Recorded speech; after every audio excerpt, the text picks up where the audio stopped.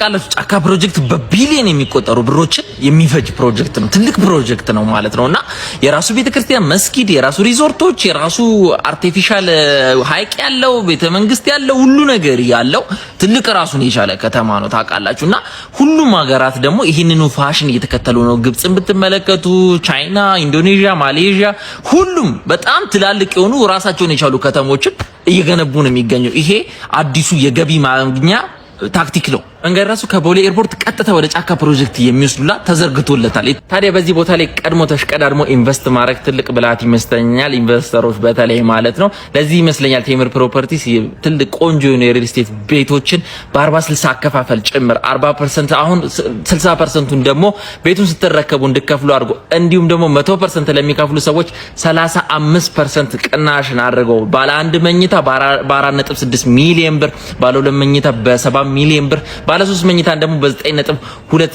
ሚሊዮን ብር ይዞላችሁ መጥቷል። በተጨማሪም ደግሞ በሳር ቤት፣ በቡልጋሪያ፣ በአዋሪ በእነዚህ ቦታዎች ላይ የቢሮ የንግድ እንዲሁም የመኖሪያ ቤቶችን ቴምር ፕሮፐርቲስ ይዞላችሁ መጥቷል። ከእናንተ የሚጠበቀው ከዚህ በላይ ባለው ስልክ ቁጥር በመደወል ኢንፎርሜሽን መረጃን መውሰድ ትችላላችሁ። እንዲሁም ግዢ መፈጸም ትችላላችሁ።